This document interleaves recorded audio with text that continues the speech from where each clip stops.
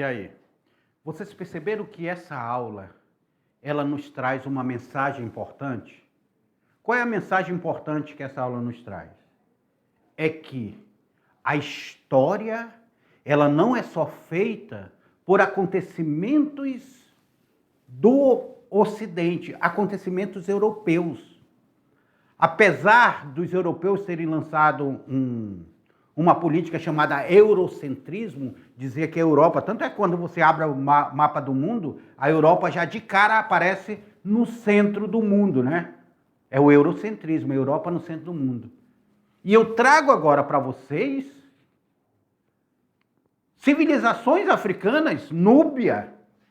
Vocês já tinham ouvido falar em Núbia? Núbia, eu tenho uma amiga minha que se chama Núbia. Vocês já tinham ouvido falar na civilização Kush? Axum? Grande império cristão? Vocês já tinham ouvido falar? Então vamos fazer a revisão dessa aula e vamos fazer a atividade que aí cada vez mais nós iremos aprender. Eu, professor Beto e a professora Zilmar, estamos com vocês hoje nessa jornada falando sobre civilização africana, Núbia, Kush e Axum. Vamos, esses reinos, Núbia é a terra dos grandes reinos. Os núbios desenvolveram uma cultura, deixa eu colocar aqui a canetinha para riscar, cadê minha canetinha? Está aqui ela, vamos lá. Desenvolveram uma cultura influenciada pelos egípcios, mas com características próprias. Eles eram egípcios também. Eles vão viver ali próximo ao Egito.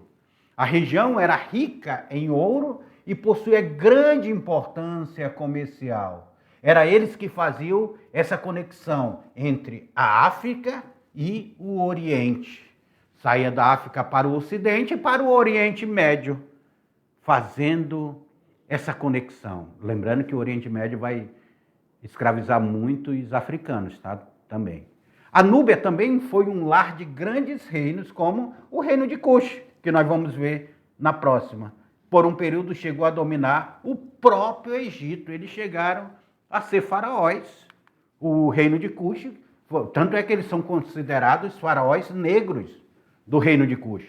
E o reino de Kush foi uma das mais poderosas civilizações dessa África antiga que nós estamos estudando.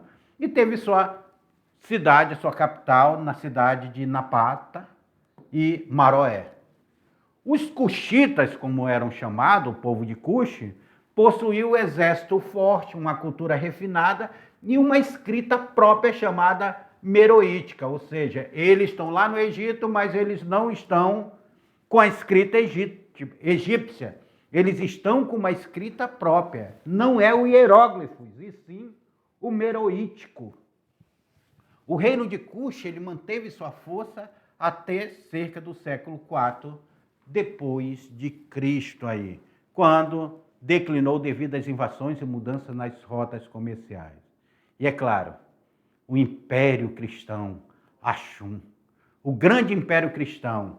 Axum foi uma poderosa civilização que foi localizada na região de que hoje é a Etiópia e a Eritreia, entre o século I e século VII depois de Cristo. Esse império, ele se destaca como um dos maiores centros comerciais da época. Roma, Pérsia, Índia, Arábia, todo mundo negociava com Axum.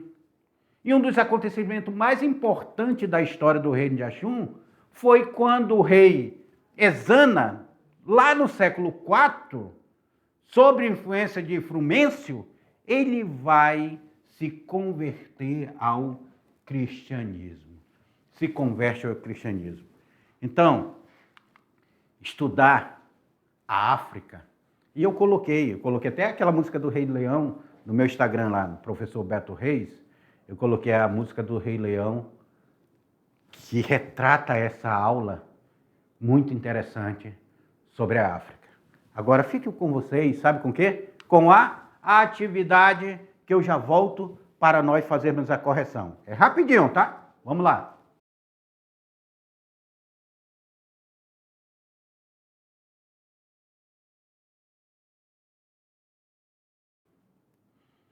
Atividade aí, olha aí na tela para vocês. A gente já começa com a primeira atividade aí. falando sobre o reino de Cush. Tá? Então fiquem ligados aí na atividade aí voltada para o Enem, lembrando disso, falando desse reino. O reino de Cush foi uma das civilizações mais importantes da África Antiga, influenciando o Egito e desenvolvimento de uma cultura própria. Sobre essa civilização, assinale a alternativa o quê? Correta. Então, eu quero saber o que está correto. Vamos ver lá. O reino de Cush chegou a governar o Egito? Cush chegou a governar o Egito, formando a 25ª dinastia, conhecida como Faraós Negros? Será? Será? Será? O reino de Cush nunca teve relação com o Egito? E se manteve isolado durante toda a sua existência? Será?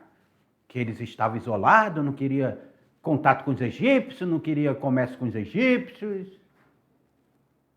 O reino de Cush não possuía exército e dependia exclusivamente do comércio para se proteger?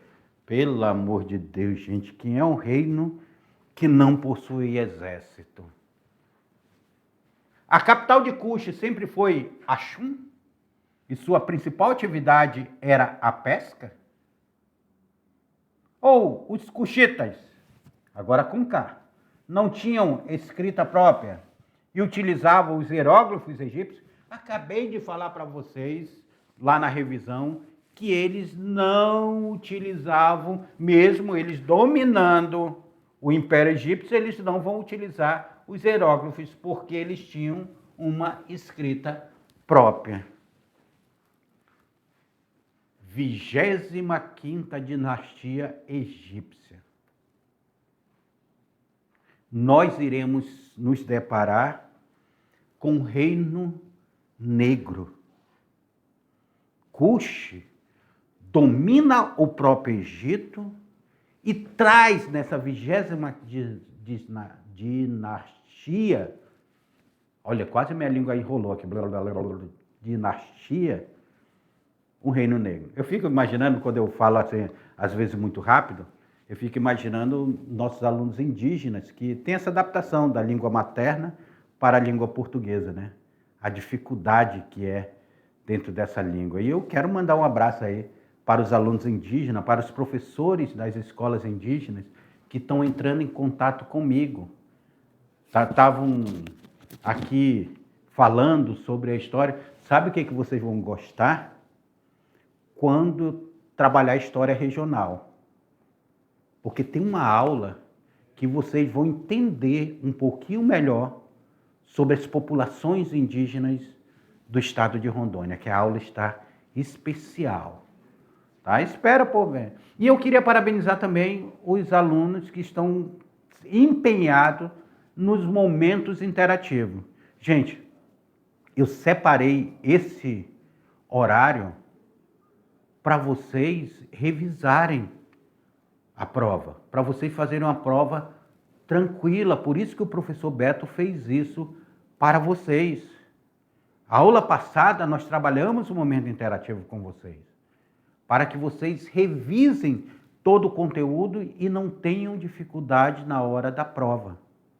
Tá bom? Na tela para vocês, porque a resposta correta é justamente a letra A. O reino de Cush chegaram a governar o Egito, formando a 25ª dinastia, conhecida como Faraó Negro. Questão de número 2. Axum foi a civilização africana de grande importância histórica, principalmente seu papel no comércio e na religião.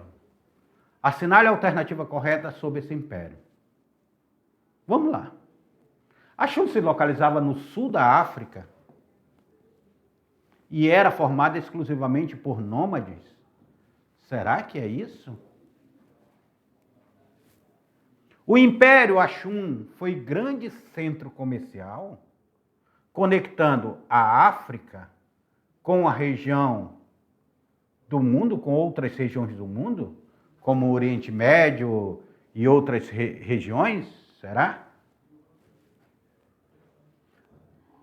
Os axumitas nunca tiveram contato com outras civilizações e rejeitavam o comércio internacional. Rapaz, se tem comércio internacional, como é que vai rejeitar?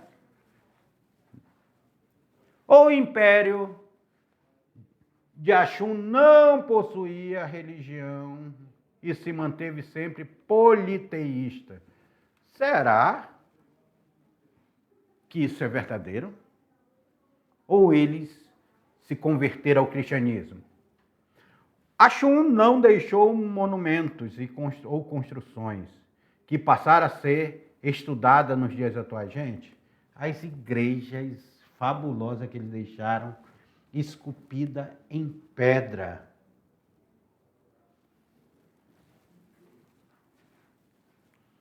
Axum, que vai viver depois de Cristo, se converteu ao cristianismo, ele era grande centro comercial. E dali de Axum, nós tínhamos o comércio saindo da África, e o principal aliado comercial de Axum era o Oriente Médio, aquela região do Oriente Médio. Então, saía da África para o Oriente. Então, a resposta correta é justamente, pararam, na tela para vocês, é a letra B. O Império de Axum foi um grande centro comercial conectando a África com outras regiões. Então, eu chamo vocês agora, sabe para quê? Para nós decolarmos para o futuro. Vamos lá decolar para o futuro conosco? Porque o nosso foguetinho aqui do Decolando para o Futuro já está a posto. Foguete não dá ré, não é assim? Vem cá comigo. O povo não disse que foguete não dá ré? Não dava, gente. O povo não descobriu agora conseguiu pousar um foguete? Você viu essa presepada? Agora foguete dá ré. Pelo amor de Deus. Acabou com o ditado popular que foguete não dá ré. Agora o foguete começaram a dar ré, começaram a pousar. Ah, Elon Musk, por que você foi fazer isso, Elon Musk? Estragar com o ditado popular que foguete não dá ré? Mas vamos para a questão aí do Decolando para o Futuro. Decolando para o Futuro, ele nos traz o seguinte. A Núbia foi uma civilização que teve grande contato com o Egito e desenvolveu uma cultura própria, com destaque para a metalurgia, a arquitetura e o comércio. Agora pergunta, desse texto motivador, sobre essa civilização é correto afirmar que... O que é correto afirmar? Os núbios apenas copiavam a cultura egípcia, sem desenvolver característica própria? Nananina. Não, aí eu não vou dar cola para vocês, não. Pensei. A Núbia nunca teve influência do Egito e desenvolveu sua escrita completamente independente? Os núbios não desenvolveram cidades, nem templos, vivendo apenas em aldeias nômades. Vocês sabem o que é nômade, né? É que não tem paradeiro fixo, sai de um lugar para o outro, fica se mudando de um lugar para o outro. Uma pessoa nômade, uma tribo nômade é uma tribo que vai de um lugar para o outro, tá? Fica se mudando para o lugar de outro. O contato entre Núbia e o Egito foi exclusivamente militar, sem trocas culturais ou comerciais. Ou o ouro encontrado na Núbia foi um dos principais motivos dos interesses egípcios na região. Quando nós assistimos aqueles filmes egípcios antigos, a gente mostra aquela riqueza, cheia de ouro e tudo, papapá. Era na África que os egípcios buscavam. O Egito fica na África. Eu chamo a atenção para vocês que o Egito fica na África. Tá? O Nilo, que é o rio do Egito, É um rio que ele nasce ali no centro da África, no coração da África, e vai até o mar Mediterrâneo, no delta do Nilo, que ele desemboca no mar Mediterrâneo. Atualmente temos aqui o delta do rio Amazonas, tá certo? Mas o ouro era encontrado lá, levado para o Egito, e feito bastante comércio entre a Núbia e o Egito. Então, na tela para vocês, porque a resposta correta é justamente a letra E. O ouro encontrado na Núbia foi um dos principais motivos para o interesse egípcio na região. Se ligando no Enem, vamos para a questão 4. É tão grande que não deu numa folha só. Axum, novamente vamos falar de Axum, foi uma das primeiras civilizações africanas a adotar o cristianismo como religião oficial. Além de se destacar no comércio internacional com base nesse contexto, assinale a alternativa correta. Então aqui é a pergunta. O cristianismo chegou a Axum apenas no século XV, trazido pelos portugueses durante as grandes navegações? O Império de Axum tinha uma economia baseada exclusivamente na agricultura, sem desenvolvimento do comércio? Ou seria Axum se tornou importante centro comercial e religioso, sendo uma das primeiras civilizações africanas a adotar o cristianismo? O comércio de Axum se limitava ao continente africano, sem contato com outras regiões? O cristianismo nunca foi importante para Axum, pois a religião oficial sempre foi o islamismo. Pessoal, tinha um monge lá, em Axum. Esse monge vai converter o rei de Axum. O rei de Axum se torna cristão. O cristianismo de Axum, ele vai começar a se espalhar por todo o reinado de Axum, porque só que o rei, ele não obrigava as pessoas a serem cristãos, ele dava liberdade religiosa. Havia uma liberdade religiosa, mas havia um convencimento para as pessoas se tornarem cristãos. Por isso que a resposta correta dessa daí, olha aí na tela para vocês, é justamente a letra a letra C. Axum se tornou um importante centro comercial e religioso, sendo uma das primeiras civilizações africanas a adotar o cristianismo. Olha aí, ó. Tá vendo?